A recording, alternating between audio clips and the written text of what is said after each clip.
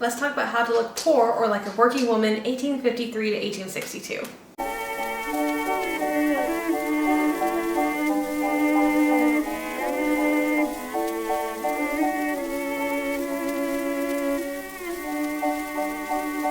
Good day everyone, my name is Caitlin. I'm a living historian who educates other living historians by teaching old-fashioned sewing skills and copying original garments. Last year we started a series called Improve Your Impression, where we deep dive into a chosen time period. Last time it was the 1840s, this time it is like the mid-ish 1850s to early-ish 1860s. And we really hone in on the details to improve our impressions as living historians. So for this year, we have already discussed where to find primary research, how to pick fabrics, how to pick or draft your own patterns. We have made a night dress, we have made a dress. I think that's all we've done. Oh, and we've talked about like from the skin out dressing a lady. So this time we're going to talk more about how to curate an outfit, so to speak. So how to look a certain way or portray someone of a particular socioeconomic status. We're talking about what I'm calling poor people, but that's a very relative and nuanced term. What I want to talk to you about today is women who are engaged in physical labor, so working women, again in physical labors like laundry, cooking, working in the fields, factory work to a point, butchering chickens, that type of work. Like what are we going to wear when we are that kind of person? Engaged in that sort of activities. Now these women who are engaged in these activities will likely and probably do have multiple dresses, including some very nice ones that could fit into like next month's video where I'm talking about looking rich, but I have a certain amount of characters I have to fit into YouTube's titles, and going into the descriptions about what I want to talk about, I can't do it in title. So we're calling it poor and rich, but again, very nuanced terms, not quite what we're going for. But today we're talking about working women engaged in actual working activities. I can't even call this necessarily working women because there are women like dressmakers or milliners or shopkeepers that are going to be dressing better than what we're talking about today because they are in the public's eye. So really, I think the best description is working women who are employed in some sort of, again, dirty work activities. So again, cooking, cleaning, butchering chickens, some factory work, things like that, working in the field. So that is what we're going to be mostly discussing today. A few little notes. The poor people still wore these same layers as the rich people. We like to think that rich people wore all these layers and poor people couldn't afford all that fabric. That's really not how the 19th century worked. The underclothes are the cheapest clothes, and the purpose of the underclothes is to protect your more expensive outer clothes, because even the poor people are going to have, like, your outer clothes are more expensive than your underclothes. And so it just makes sense to protect those as long as possible, and that is one of the many, many purposes of the underclothes. We see layers just for the sake of layers. Especially on the shorts. I get a lot of comments on the shorts. Poor people couldn't afford all that, or poor people wouldn't have worn all that because that's just stupid. The layers aren't stupid. The layers have very specific purposes that are needed, sometimes more for working women than for wealthier women. Sometimes the poor women actually need the layers more. And so it's not necessarily a thing of, oh, I'm portraying a poor person so I can leave off this layer or that layer or all of these layers and only wear this, this, and this. Poor people wore all the layers too.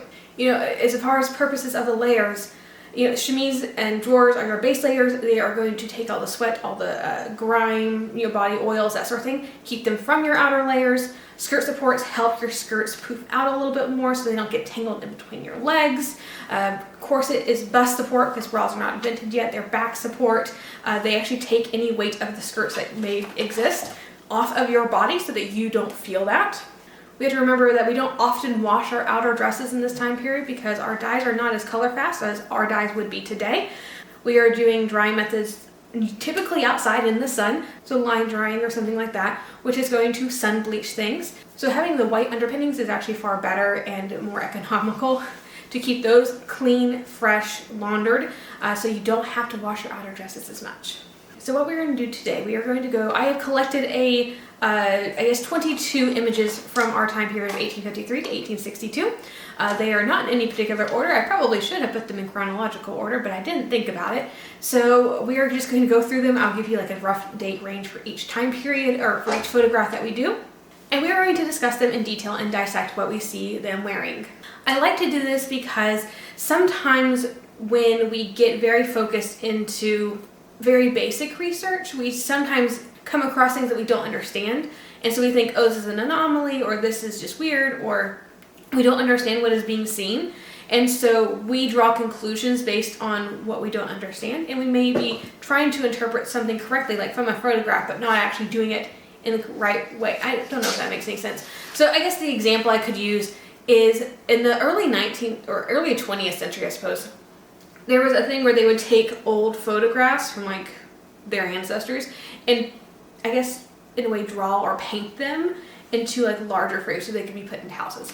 And there's one in particular at a museum I used to work at, and we didn't have the original photograph, and it was from the 1860s. You could tell from the dropped arm's eye and the hair and all that. You could tell it was from the 1860s, and she had this little weird crown thing on her head, and my curator actually asked me, what is that? I've never seen anything like that from the 60s. And I looked at her and said, I've never seen anything like that from the 60s either. But I bet, because this is not an original photograph, I bet if we saw the original photograph, I bet what we would see is actually like a hairnet, like a ribbon hairnet. And the artist who was rendering from this original portrait didn't know what they were looking at because they are not from that time period, and they drew what they thought they saw and ended up being something that just didn't exist in the 19th or the 1860s. And so same thing kind of happened today. We can look at something and assume that we know what is going on or what we're seeing, but because we don't study the time period well, we don't actually know what we're seeing. And it can sometimes dissolve into myths or something that wasn't used that we end up using for living history. It can be a whole mess when we do that. So I like looking at original images and trying to dissect based on what we know from the time period so that we are not getting confused. Another thing that happens a lot of times, especially for working women, is that they'll have really wide aprons on in their photographs or their paintings. And I'll see people go, oh, they're wearing a two-piece dress. Like you can see their floral top and they're wearing like a different skirt. And I'm like, well, if you look at the very edge over here, you can actually see that's her skirt and it does match her top. She's wearing a typical one-piece dress. That's an apron over top. It's just a really wide apron. And so sometimes you do have to look into a lot of detail like that to be able to make those determinations and actually know what you're seeing. So let's go into our images. Again, these are in no particular order. All right, let's start with this one. It is a little bit blurry, but I think we can tell some things from it. This is mid-1850s, around the earlier part of the time period we're looking at. So we see ladies with very fashionable hair. Hair is one of those things where even if you're poor, you can have a fashionable hairstyle and look so much more fashionable and better and just more respectable. Because hair is something that is easy to adapt and change with minimal tools or tools that you already have. So these are textile workers, by the way. You see their shuttles. They are working on looms. So factory workers, we have very fashionable hair. We have decently fashionable dresses. I mean, they're plain fabric. The one over here on the left, her dress is not nearly as well fitting as the one on the right, but they are both definitely wearing corsets. You could tell by there's no rolls underneath them, how high their bust is, the shape of their bust. That happens with a 1850s corset. We see V-necks on both of them. I rather like a V-neck for working class or working wear. It gives you a little bit more breathability, which is something I prefer. They may be wearing necklaces. I'm not 100% sure, but that kind of is what it looks like. They do both appear to be wearing brooches, which wouldn't be out of the ordinary. They both do have short sleeves, or at least this one looks like short sleeves. This one may be rolled up sleeves. It's hard to tell. Short sleeves in factories would be more common than, say, outside or just like in the house or whatever.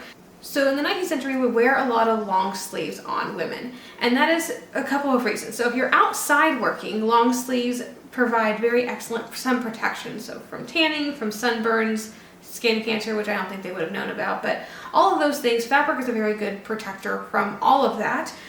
Even today, we don't have sunscreen that has an SPF high enough or higher than fabric is. Fabric is still the best way to protect yourself against the sun.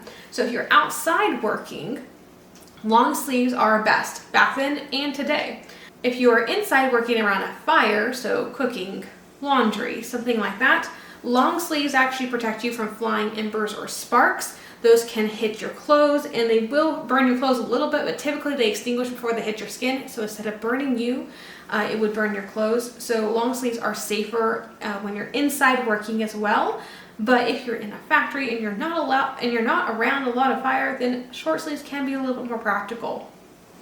They are both wearing aprons. I see a little bit what looks like to be a dress fabric, at least on one side. I see what looks to be a string. Sometimes you'll see in the 1850s especially, where they'll have really long apron strings and they'll go to the back, they'll cross over and then they'll tie them in the front. You'll see that occasionally. Not all the time. Sometimes aprons are tied in the back, but sometimes you'll see them in the front too. I haven't noticed a particular trend on that yet to say whether, oh, this group of people tend to do that more than this group, other groups of people, or it was like a fashion type thing where you would do it every couple of years. I haven't quite figured out that yet, but I am looking into that a little bit more. So those are those two ladies. Very nice, fashionable ladies. So this one is an enslaved woman, an older woman. She may not be wearing a corset just based on how things are fitting, but lift of her bust says she's wearing something. So she may be wearing a corded corset. She could be wearing a bone corset. It's really hard to tell because of the neckerchief and the child in her hands. But it's fashionable dropped armscye. She has bishop sleeves on. Again, very fashionable. This is 1850s. It was like mid 1850s as well. She has her head covered in a kerchief, which would be very common among African American women, particularly enslaved individuals. She has her kerchief tucked into either a belt or something down there. She may just have it pinned down there as well. But nice little fashionable, very plain fashionable print, but again, fashionable lines. Her shoulder seam's in the right place. Dropped armscye, bishop sleeve. Still within a certain range of fashion. So this one we are looking at the maid over here in the corner, plain dark dress. She has an apron on. She has a nice neat collar. So the previous one had a kerchief and the two before that didn't appear to have any neck adornment at all. She has a nice little collar, very plain dress. She has pretty little white cuffs, wearing a little cap. And this is also, this is 1862. This is called Mother's Darling. So just looking at her, looks like bishop sleeves, no buttons down the front, so probably closes with hooks and eyes, which would be also very typical of this time period. Her dress, the previous one, I would say is probably cotton based on how it lays. It's hard to tell with these ladies. They almost look, to me, look like wool. They lay a lot like wool. And the fact that they are solid, cotton dresses do not typically go in solid colors, which we'll talk about in a little bit more. But I would say those are wool dresses. That one is probably cotton. This one could be silk, it could be wool. Just because she's a servant does not mean she couldn't have had a silk dress. Here's another enslaved woman. So we're looking at a very nice, I would love that dress fabric, honestly. It looks like she has a brooch. She is wearing earrings. She does not have her hair covered, but she has her hair fashionably parted down the center. Fullness a little bit at the sides, probably a bun in her mid. Again, dropped armscye. It looks like it might be bishop sleeves, hard to tell. No button closure, so hooks and eyes. Again, nice brooch, nice collar, which could be a neckerchief folded over, but that looks more like a collar to me. But again, still a fashionable ensemble. That's probably a wool dress, if I were to hazard a guess, just based on the design and the print of it. It looks a lot like a wool to me, but I could be mistaken. That could be a cotton, could be a silk, who knows? But my gut says it's probably wool. This is called Crossing the Plains. This is 1856. We have a couple ladies to look at. So let's see, I can pull over here. So we have one piece dress. Given it's solid, it is more than likely a wool, unless it was a print and the artist decided not to put a print. It's hard to paint print sometimes, especially when the characters are further on in the background. It's hard to get a consistent print. So it could be wool, could be cotton. She has a kerchief that is going all the way across and looks like it's tucking in the back or maybe pinning or tying down there. She has white stockings, it looks like, little boots, very fashionable boots, square-toed.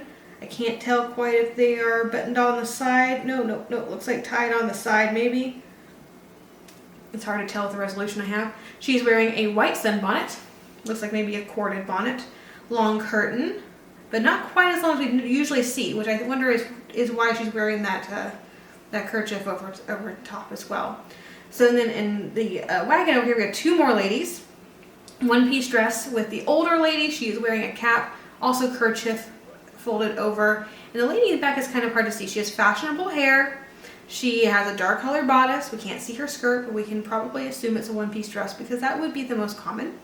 And she's wearing a little collar. We can't see if these ladies are wearing a collar or not underneath the kerchief. Usually though, if they're wearing a kerchief, they are not. But again, these are solid colors, so they're either wool or silk. Probably not silk given the setting, or they were cotton dresses and the pattern just was not pink. All right, these are two working class ladies from the later part of the 1850s, I believe. We have decently fashionable hair, covering the ears, which is popular. She looks like she has little hoop earrings, which were popular in the 1850s. This one definitely is not wearing any sort of neck adornment. This one might have a collar, but I doubt it. Long sleeves, but they're kind of mid-length sleeves. And they are wearing aprons. So this one is a print, not as well fitted as this one's dress. This one is most definitely wearing a corset, just given where her bust line is and how things are fitting and how she's sitting. This one may be having a less structured corset. There is still some support going on there based on the bust line, but not as much as this one's support. And some of it is personal preference and what you do. If you work together, some people might want something a little bit more structured because their back needs it. Some people might want a little less structured so they feel like they can move easier. There's a range of options that are perfectly period for that. This one's a little bit fancier. She has a little cap sleeve here. Looks like some sort of trim on her bodice. This one could be cotton with that little print. Probably is. This one could be wool. She looks like she has a nice deep tuck in her dress. This one does not. They are both wearing aprons. It looks like they tie in the back, so I don't see a bow, but little print aprons. And even here you can see some variety in aprons. This one has a much shorter apron than her friend on the left over here. It looks like hers is also a little bit fuller. This one's a little bit narrower, at least in the panel width. With a nice little print aprons there. This is another textile worker. This is one that she is definitely wearing an apron. Let's go start up here. This is mid-1850s again with the crazy hair. This is very popular, and yes, this is even factory workers, even people who are working. Hair, again, is one of those things you can get pretty well, very fashionable, and feel pretty for the time period. She's a very nice print dress that could be cotton, could be wool. I would say these are not short sleeves. I would say these are long sleeves that are tucked under. Probably bishop sleeves. This is what my bishop sleeves look like whenever I tuck them up. You can kind of see them kind of going into her arm a little bit. So yeah, those are definitely tucked sleeves. She has some sort of sure detail on her sleeves. But again, dropped arm side. She has buttons down the front of hers. This is also, again, 1850, so we had that long bodice, kind of a holdover from the 1840s, but not as long as the 1840s. She has a nice little apron. You can see the band of her apron. And it looks like hers is tied in the front. I see what looks like a string. I see what looks like maybe a bow underneath the shuttle. It looks like hers is gathered in, because you can have aprons that are pleated or gathered. So yeah, still very nice. Nothing particularly unusual. I would say, if anything, I would say the collar is a little unusual. It looks like that is a separate self-fabric collar. You don't typically see that until post-American Civil War. But everything else about it, like she's clearly corseted. Nice fashionable shape, very pretty fabric. I would love to see that in color. But yeah, that's a very nice example of a working class garment. This one is British, if I remember. She is mixing medicines, if I remember correctly. So she is wearing what is called a sack petticoat, which is more common in England than it is today. This is mid-1850s, so we see, again, you've got nice fashionable hair, collar, little bit of a brooch, what look like buttons down the front of her sack. She is wearing a pinner apron, so you'll see most of the aprons that we're going to see are half aprons, or what we call half aprons today. That is going to be the most common style of apron. In living history right now, we see a switch. Back then, you would have seen far more half aprons than bibbed aprons. Now we see more bibbed aprons in living history than we do half aprons. So I do try to encourage more people to do the half aprons, just because it was more common back then, and we are seeing a disconnect between what actually happened in history and what we are portraying. So she has a nice plaid sack. It looks like she has her sleeves folded up. I would say that's where the fold is. So they probably are long sleeves. She just has them folded up. Sleeves are cut on the bias, which is very typical of this time period. And there's a bout on her sack. Sack is still really nice. I mean, it's ruffled. When I made my sack, this is what I based my sack off of, is with her beautiful ruffles. So still a pretty nice outfit. I mean, it's not something you would necessarily be seeing a whole lot in because it is a sack. And then just a plain, likely wool petticoat. The sack could be cotton, it could be wool. It's really hard to tell fibers from photographs. given the fact she is working in this type of environment, I'm going to hazard a guess it is not silk. So I'm going to say probably wool, probably cotton. It could be either one. Petticoat is likely wool. A lot of times these petticoats are wool because wool is so hard wearing. It wears extremely well, so it's excellent in working class environments. It is flame resistant in the fact that it is hard to get wool to catch fire. It will catch fire. It's just hard to get it to do that. Wool is also water resistant, and so it makes it excellent for working because you're not going to get soaked heavy skirts that just want to cling to you. You're not going to get that with wool. They will stay dry far longer than anything made of cotton. So typically we are going to see these being wool. This next one, this is by Lily Spencer Martin, who is a famous American artist. She liked to paint people she saw in real life. So I rather like her art. It's very fun. This is 1856. It's called Kiss Me and Kiss the Lasses, which is molasses. That's what she's pouring right here is molasses. And so she has a really pretty, dress that's likely wool. She does definitely have short sleeves. Those are not tucked under. Those are definitely short sleeves. Some sort of maybe neckerchief, or given the fact this comes into a V, I'm going to guess neckerchief. Looks like she has a nice little silk neck bow or something right there. Fashionable hair, very pretty, even with the braid on top and the hair kind of pulled underneath. Very fashionable. Nice little earrings as well. We're seeing a lot of jewelry for working class women. Jewelry could be very affordable at this time, especially with the invention of gutta percha. Bog oak jewelry, I think, was quite common and fairly cheap. So it wasn't unusual to have working women who wanted to feel pretty with cheap goods that they could afford. Looks like she might have a belt underneath that may also be trimmed that matches her sleeves. Again, dropped armscye. A lot of people think you cannot lift your arms or do hard, heavy labor when you have the dropped armscye. If you cannot lift your arms when you're in a 19th century dress, it just means your armscye isn't fitted. It typically means that your bodice isn't high enough into your armpit. Usually that is what that means. You should be able to fully lift your arms over your head and clap your hands over your head in a dropped armscye dress. If you cannot do that, there's a fitting issue that we need to take care of because working women still have the dropped armscye. She has a beautiful little apron. It looks like it's self-fabric ties. Nice long dress. She has little shoes. There's her. She has little slippers on.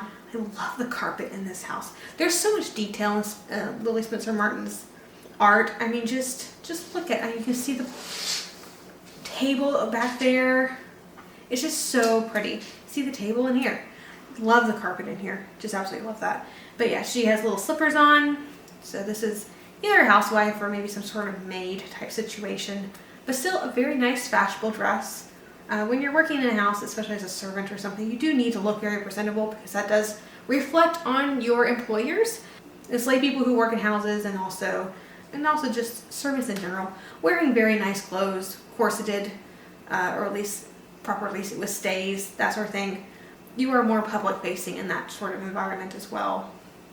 This is another Lily Spencer Martin. This is 1854. It's called Shake Hands. So she is washing dishes. And this is a fun one to dissect. So, fashionable hair, we have seen that hair before. Right around 1853 to 1855, that hair is very common. I have not found a great way to do it. I know it's done with rats. My hair just doesn't like to do it. So that is a work in progress for me personally. But yeah, a very, very popular hairstyle. She is wearing a neckerchief that may be pinned in with a brooch. I can't quite tell, but definitely a little neckerchief just laid over top and then crossed. She has a print dress with her sleeves rolled up. That's fun. So you can actually see the rolls. Now her dress, she is doing something very common for working women. And I did a little short on this not terribly long ago where she has her skirts pinned back to where you see her petticoat instead. So that looks like a nice quilted petticoat. Very nice.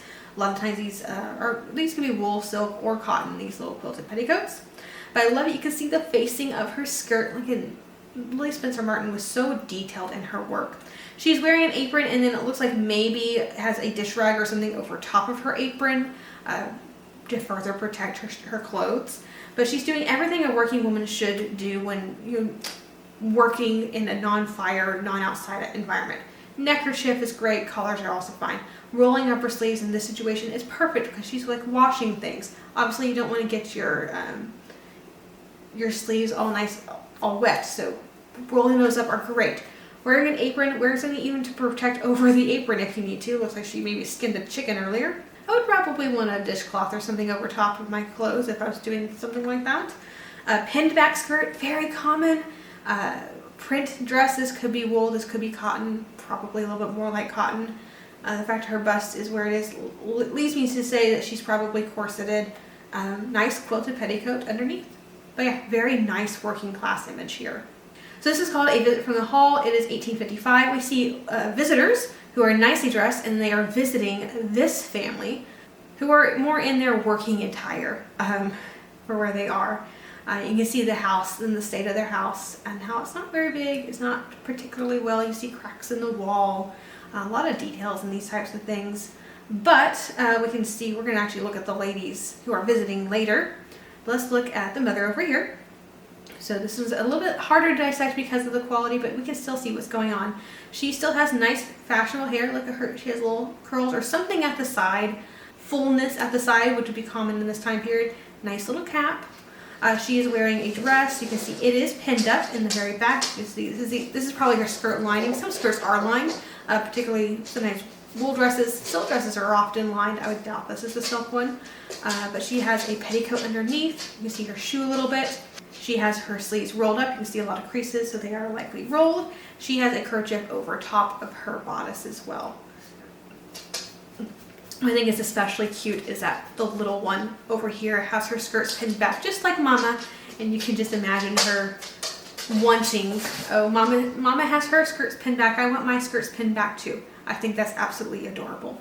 Okay, this one's called the Yankee Peddler. It is 1858, so a little bit more towards the end of our time period here. So this is the peddler. We have 3 ladies to look at, which is fantastic. So this is something like peddler would come out, you would come out of your house. So these ladies are not wearing outdoor headwear, they're wearing more indoor headwear. They weren't expecting to stay out for very long. So this is a cap, this is not a bonnet, this is a cap. A one-piece dress, they are all wearing one-piece dresses. We're seeing a theme here, aren't we? One-piece dresses for working women. She's wearing a kerchief, looks like a little bit of a pattern, yellow kerchief. She has an apron on that ties, looks like in the back.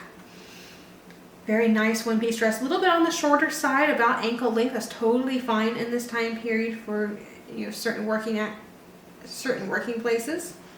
In the back, we have this lady. Looks like she has more of a kerchief over her head. That is very rare in this time period for most white women. There are some Eastern European cultures who would be more apt to wear a kerchief over their head, and they would typically tie it like this. Like we saw the African American lady kind of tied up almost more like a turban.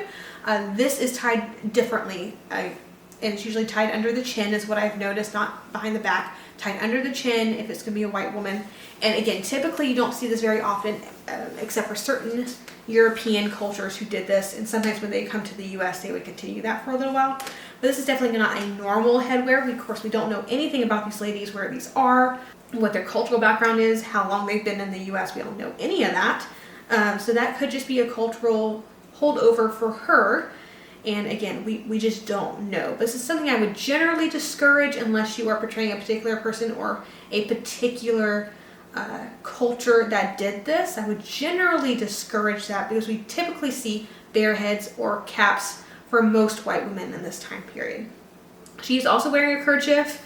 Again, all 3 of these ladies, dropped arm size, fairly tight-fitting sleeves, one-piece dresses. Her dress is longer, but long sleeves. This lady back, we can see even less of her. She, very nice fashionable hair. Even this lady, fashionable hair for the time period. Nice little collar on her.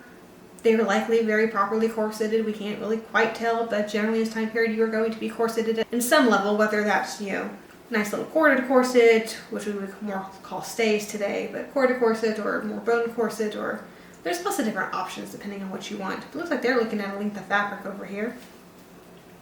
And the mom with the baby is looking at a coffee grinder, it looks like. Very nice image of just some women who are likely working in the house and coming out. Oops, I went way too far. Oops, and I went too far that way. Alright, this one is Waiting for the Ferry. It is 1857. So we have one lady to look at. Again, it's a little bit blurry. I don't always have the best luck of finding the good the good ones. Anyway, so it's really hard to see what's going on here, but she has nice fashionable hair over her ears, a little fuller at the sides, not quite as much as we see with the cone-shaped ones of the earlier 1850s that we see. We can see her hair is going towards the bottom, like in the 1860s it's more on the nape of the neck. In the 1850s it's a little bit higher, but it does gradually go down, so this is a very nice area for a bun in about 1857. She's wearing a one-piece dress, looks like she might have a cuff, or maybe that's just her sleeve lining, it's hard to tell. She might be having a kerchief, that likely is a kerchief, going over her bosom and tucking into what is, her white apron. A little bit of a shorter skirt, nice for going on the prairie, but the way her skirts are sitting out, she's not wearing a crinoline, but she is definitely wearing several petticoats. So again, nice fashionable, even when we're going out west, we are still wearing fashionable clothing to a point. There's a difference between being super fashionable and just wearing clothes that are within the lines of fashion. This is within the lines of fashion. This is not fashionable. I used to call it being fashionable versus following fads, which is not a period term whatsoever. So I'm trying not to use that anymore. But it is, you're still following the lines of the period without being fashionable. And this is what this shows. Still wearing all the underpinnings, hair's in a nice shape, maybe not as exaggerated as someone who's very closely following fashion. Maybe her skirt's a little bit shorter. She's not wearing a crinoline at this point, but still several petticoats. But yeah, very nice ensemble within the lines, within the norm, but not super fashionable, which is what we've been seeing this whole time. This is called In Training for the Derby. It is 1858. It is also British. We see the mom and actually a fashion bonnet, but we see the houses in the back. They're not particularly fancy houses. It looks like they're living on some sort of farm. And we see chickens in the background. Oops, I'm pushing the wrong buttons. The mother is in a one-piece dress. Looks like a little bit of a V-neck as well. Nice little fashionable sleeves. Little apron that little one's holding on to. We can't really see the length of her skirt, but still a very nice dress. Not super fashionable, but within the lines of fashion. She is wearing a fashion bonnet. Don't think just because you're poor or because you live on a farm or because you're out west that you can't have a fashion bonnet. No, we see these all over the place. Nice little frill on the inside. Her hair is going over her ears, which would be common in this time period. You have a nice, looks like maybe a straw bonnet with silk ribbon on the back and little ties. Very nice bonnet there. Maybe a few years old. I'm not the best well-versed person on bonnets. It does look to be a little bit closer to mid-1850s than late 1850s to me, but that could be wrong as well. So maybe like a couple-year-old bonnet. Hard to tell, at least on my end. So this is another lady. So this is one that I have often seen toted as having a two-piece dress. There's her dress right there. It matches the bodice. That is an apron. Very nice, well done, broderie on glaze. Very nice collar right there. Fashionable hair covering her ears, which in this mid-1850s time period would be common. Covering her ears. We definitely have a brooch, closes with buttons. She may not be wearing a corset, and if she is, she may be wearing a corded corset. I don't see, just based on the gathering here, the way she's sitting a little bit hunched forward, she's not wearing anything structured, or highly structured, I should say. Corded stays are still somewhat structured, but she's not wearing anything super structured. Dropped arm size still, bishop sleeves, cuff. You can see two buttons on her cuff here. Looks like a little choker collar almost right there. Nice little apron here. We can actually go in a little bit. Let's see, it's actually a printed apron. Really nice. It's a good plaid. See, her plaids are not matched. We are very focused on matching our plaids because we think everyone was good seamstresses back then and would have done that. Not everybody did that. Even though some very nice silk dresses, I've seen some very mismatched plaids, particularly on skirts. Not often on the bodice, but sometimes on the bodice. And I've also seen them that are meticulously matched. It kind of just depended on the seamstress herself and whether she cared enough or had enough fabric, or a host of other reasons, honestly. Working dress, this is a very nice working dress, but still a very, very nice collar and a brooch. So this is 1859. It's a little bit of a darker painting, so it's a little bit hard to see. But fashionable hair, covering her ears. Again, that was a thing in the later 1850s.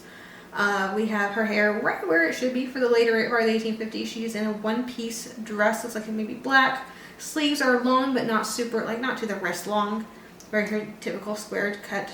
Square-toed shoes would be very common this entire time period for basically anyone, fashionable or not. Blue apron, love that actually. Blue apron with that yellow kerchief, that's really nice. Looks like there is a print to the kerchief and it is tucked and crossed over and tucked.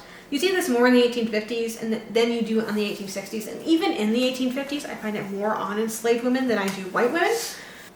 But it's mostly gone by the 1860s. Mostly, this is an earlier thing. You see this a lot more in the 1840s than you do in the 1850s and 60s, but you do see it occasionally in the 50s. This is oh dear, oh dear. You can see the difference, and that's what I love showing, is there is definitely a difference between the mother, the child, and the servant, but everyone's still following the same lines. Still has her shoulder seam in the right place. Still has that dropped arm size. Still, it still has that long wrist. She has an apron on, one-piece dress. It's just, you can tell her way her bust is sitting. She is wearing a structured garment underneath. She has her turban. Like, you can just see, she still looks very well put together. It's just not as fancy. It's not of the materials that this lady's is. It's plainer.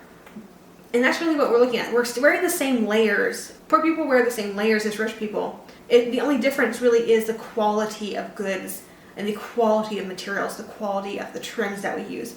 That is what distinguishes between the classes and between work garments and leisure garments.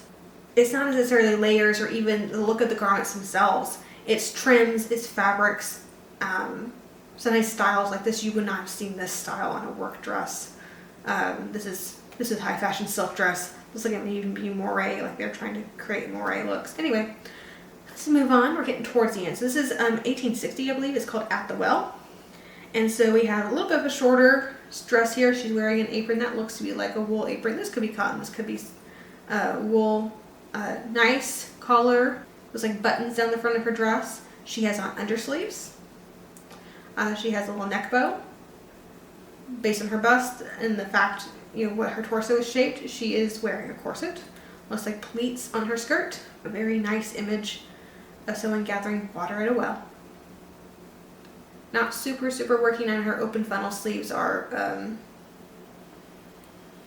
definitely on the nicer side. Her undersleeves look on the nicer side, but she still threw on an apron to go do a chore real quick.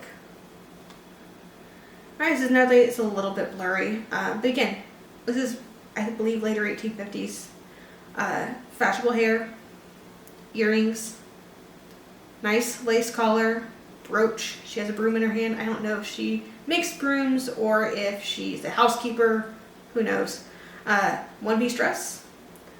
There is a cap sleeve with looks like bishop sleeve underneath that pulls into a cuff. One-piece dress. Nice apron. Apron isn't particularly full, but nice apron.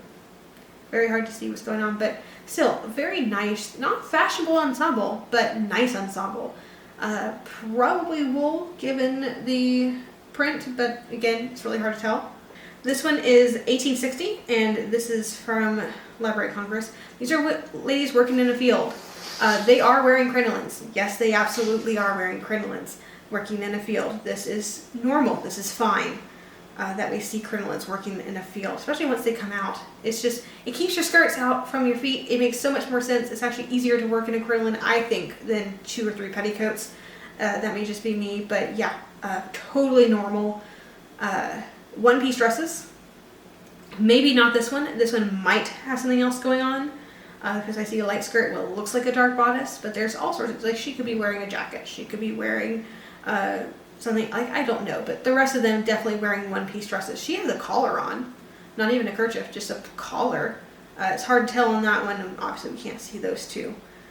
But yeah, these people are working in the field picking hops for like beer making, and sometimes you can make yeast from hops as well. So they are working, wearing crinolines. Very nice. Looks like they're all, well, that one might be a corded sunbonnet. That one's definitely a slatted sunbonnet. That one looks like a slatted sunbonnet. Notice how long the curtains are. This is not unusual. So we like to think the curtains are just protecting the back of the neck. That is actually not true. That is partially what they're for. The other part is to protect the dress. We talk a lot about protecting our dresses, and making sure that our dresses are going to stay good as long as humanly possible, right? Because that is our most expensive garment. It takes more fabric than most of our underpinnings. The fabric is typically more expensive than our underpinnings. So we want to protect it. And we talk a lot about how their dyes aren't as color fast as our dyes, and how sun does not do well. It is not kind to natural dyes. This is protecting the shoulders and back of your dress to keep the dyes from fading, but also sun rot is a thing. You can rot fabric using sunlight, and this is going to protect that. So in really working class situations, when you're in a lot of sun, this is the sunbonnet you want to use for this time period. You want something that is going to go to your waist, mid-back, probably more to your waist. Yes, it is more fabric across your back, but it does keep the sun off your back so you don't feel the heat as much, and it is protecting your garment. This is actually Mrs. Moses, I forget his last name. He's a farmer, dairy farmer in Iowa, I think, and this is his wife and son. Wife either has short sleeves or she has her sleeves tucked up, probably just tucked up. You know, still somewhat fashionable hair. Her hair is pulled back in a bun. She looks like she was just chopping firewood. At the very least, she is taking firewood from a pile that was chopped into the house, so she is working. Maybe, I think I see maybe her top button undone, maybe to keep her a little cooler. Hair is still well within fashionable range. She's wearing crinoline, chopping firewood, or at least carrying firewood. Yes, she is in a crinoline, and it does not look like there is a petticoat over top of that crinoline, which is fine. Like, that is not unusual. It doesn't look the best, but it does happen occasionally. We see an apron right here. It's a very sparse apron. It's not very full. But again, yeah, very nice working image of a farmer's wife, still in the crinoline, still wearing proper underpinnings. So that's the end of our images. We'll go ahead and kind of just a little bit dissect of what we saw and go over some trends and why we see those trends. So first off, we notice a lot of plaid in prints. And as you said, the solid ones are either going to be wool or they're going to be just the artist didn't paint any design on them. It can be a little bit harder and a little bit more. If your focus isn't the people, if your focus is something else when you're painting, you're going to ignore little details like that often. So why don't we see solid color dresses? So there's actually a good reason for this. We talk a lot about, again, dyes and sun bleaching and fading. Yes, there are synthetic dyes in this time period. They do not work on cotton. They work on silk and wool. And even in our time period, I don't believe the first one was invented until 1855, so it's even after the beginning of our time period, the first aniline synthetic dye. The last ones were not done until almost 1870. It was very late 1860s. So it started with like blue and purple and green, and then they did the warmer colors later on. So even though technically synthetic dyes are available in this time period, at least part of our time period, they do not work on cotton or cellulose fibers. They are not available in all colors, and they're still somewhat volatile and not as good as our modern dyes today. So most of the time we are still going to be working with natural dyes on natural fibers, which again, the sun is not very kind to, and we do not have dryers to dry them without sunlight. So we are drying our clothes in the sun, and when that happens, even though we don't wash our dresses frequently, I only wash my 19th century dresses when they need it. Like, they are physically dirty. I will do everything but wash them if I possibly can. So I will spot clean. I will soak the hem in a tub if it is muddy to get that off without actually having to wash it. I will do just about anything I need to do within what the period tells me to do with my dresses to avoid washing. Generally, between wears, I'm going to just set them out in a shady spot to let them air dry. It really makes them smell fresher if they're maybe smelling a little off. And that way you still don't have to wash them. They just end up smelling like new and they're fine. If they're unless they're physically dirty and you need to wash them, I don't wash my dresses. And that was the same back then, especially for cotton dresses. We like to say that we wear our clothes out. That is actually not true. We actually wash them out. It is the washing washing is very abrasive, especially 19th century washing is very abrasive. And that is what is straining those fibers, putting them under a lot of pressure and creating worn spots, creating bare spots, washing out the dye a little bit every time. Like, all that is happening, most of that is happening when you're washing them. And so that's one of the reasons we try not to wash our dresses as much. Going back to solid color cottons, whenever we do wash them, or even when we're just working out in the sun, cotton fades very unevenly. It fades faster than silk and wool does. Protein fibers tend to hold dyes, in my experience at least as a dyer, hold the dye a little bit better than cellulose fibers do. And so you get worn spots on cotton, but you don't get in other fibers. What this means is that your dresses look ratty really fast, much faster than they would in any other fiber, and if you just kept them out in the sun. So I have a couple examples of this actually. I'm going to put some pictures on the screen. This first one is a reproduction dress. It was done inappropriately in solid color cotton, and the dress looks fine on the mannequin, and then I pull the skirt and you quickly see why we don't do solid color cottons. This is a modern fabric in a modern dye, and it still did this. So imagine what a period dye on a period fabric with period laundry practices would have done and how quickly that would have happened. Cottons are going to fade. The thing is, if you have a print or a pattern to that fabric, it is not as noticeable. So the next picture is on the screen. This is an original I just got to see.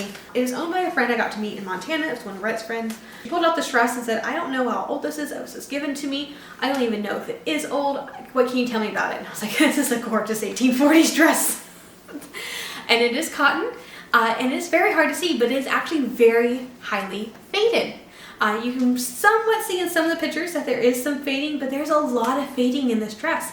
But you cannot see it because the visual pattern on the fabric itself actually distracts your eye to not see the fading. So the dress looks nicer longer than if it had been a solid color. Now eventually you're going to get to a point where it is just, it's noticeable. So I actually own a dress. I actually just bought this. It is it's an 1860s, a little bit past our time period. It's probably 63 to 64. So we're going to have to delve a little bit off our time period, but because we're talking about fabrics, I think it's appropriate. This is an 1860s working dress. You can see how much wear was on the back of the sleeves and also a little bit on the back of the dress, which is, again, was why it's important to have sunbonnets with very long curtains, because that actually protects this from happening. But this is an original dress, and eventually it does get to this point. This is where, almost to the point where a dress is going to have to be replaced. She has done a lot of mending on these sleeves because it has sun rotted and faded and worn so much on the back of her sleeves that she has had to do mending. And I'm actually quite surprised this dress survived long enough for us to see it, because it is the skirt's in great condition. This bodice sleeves not as much, sleeves especially not. But eventually your cotton dresses will start looking like this even with a pattern, but a pattern will keep them looking nice longer, like the 1840s little girl's dress that we saw. Alright, so hopefully all that helped you looking at images of the period and actually dissecting what we're seeing. And this is how it works, and this is why it is like this. I have found that a person who doesn't understand why people or a culture of the past did something a certain way, if they don't understand it, it makes them a very poor living historian. Because people from all cultures throughout all time have generally had very good reasons for the things that they did and the choices they made, and wearing the things that they did. And if we don't have it in our mindset to understand the why behind the decisions that they made, to understand the purpose, the thoughts and the reasoning that they had, and behind each and everything that they did or made, then we are not going to be a good conduit between the uneducated public and the 19th century or whatever time period that we are trying to interpret. Looking at the past with curiosity and the desire to see the why helps us as living historians present the past better and in a more understandable manner than if we didn't understand the why. Because visitors are going to ask us the why. They're going to ask us, that's a lot of layers, that's stupid, why on earth would they do that? And you can go through the whole laundry practices. You can go through how the natural dyes fade unevenly. You can go through how things were washed, how expensive fabric was, and how all of these things and more fed into why all these layers were worn, and how it's not just a rich people thing, but poor people needed the layers too, and yes, they did wear them. And it gives you a lot more understanding than just saying, yeah, this is a lot of clothes. Understanding the why is how we really educate the public. So I think that's about it for today. Next month we are going to look at more, a well put together outfits. So like visiting outfits, wealthier ladies, people who are not physically working at the time of their at the time they are being seen, I suppose. Because again, even working women, these farm women, these factory women, would have had nicer clothes that they would have gone to church with, or they would have gone visiting in, things like that. So it's not necessarily a rich person's versus a poor person's thing. It's more of the activity that you are doing. And then there is a certain thing with classes of what sort of materials you could afford, not even fibers, but really the quality of things you could afford, and where you're purchasing them. If you're purchasing them secondhand, or if you're purchasing them right out first buyer from a store, I mean, going to a dressmaker, like all that does somewhat depend on your socioeconomic status. But again, the layers do not. The layers are mostly the same for most people. It's a quality thing, and the quality of the goods being used and the types of trims and the styles that you're going for that is going to be the difference between someone who's super, super rich and someone who's more not as well off. But we're all wearing basically the same things. To our eyes, they look very similar. And that is something that can be very hard as a living historian, to portray someone who is poor when you look put together and everyone's like, you're not poor, you look nice, like you're not dirty. And that can be hard too when you're doing things in a period manner, like you're mending in a period manner, or you're patching in a period manner. Period manner, mending and patching is often very invisible. And so you may have a dress or an apron that is, you know, patched and refitted and even pieced to within an inch of its life, and no one's going to know that unless you take it out and unless you undress and show them. But that's not exactly showing how 19th century people would act, because typically they're not going to undress themselves for strangers. And so it can be very hard to do as a living historian to showcase that when, yes, rich people and poor people are looking basically the same. To a 19th century person, they would have seen the differences, but to modern eyes, they look the same. And that is what can be very difficult as a living historian. So I still say do everything the correct way, mend things properly, patch things properly to where they are mostly invisible. And if someone ever comes up to you and says, you look very nice to be doing that, you start explaining the why. And sometimes that why can be very helpful. And you can even lift up a skirt, say, actually I burned this entire side of the skirt here, and you can see this whole thing is patched.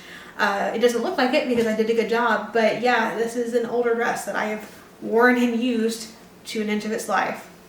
Or sometimes, like I have a dress that has probably 7 or 8 pieces in the front of it, because I had to piece it so much. And I'll even show them, oh, you see, actually there's a seam here, and there's a seam here, and there's a seam over here. These are all pieces from where I had 2 pieces dressed together because I didn't have enough fabric. So sometimes you can do that for visitors. However, that requires a visitor to come up to you and talk to you. And most people are not going to do that, unfortunately. So it is a fine balance of doing everything correctly so you are actually properly educating, but figuring out how to give that interpretation when we do look the same as the person who's visiting her friend down the street whenever we're doing laundry. Because if we're doing it correctly, most modern visitors are not going to see a difference. But we'll also talk a little bit more about that next month when we go over how to look wealthy, because now that we've already talked about how to look poor or working, it's easier once we get the other video done to actually kind of discuss the differences between them as well. We'll go through that a little bit next month. Anyway, if you've enjoyed the video, please like, subscribe to the channel, click that little bell notification so you're notified anytime I upload a new video, and as always, have a fantastic week, and I'll see you back here in the next video.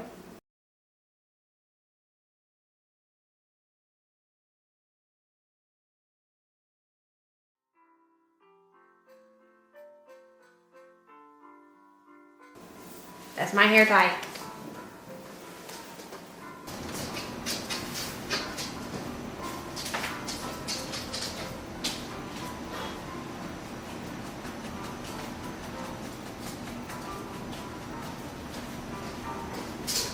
Hey Ginger, are you going to do the program today?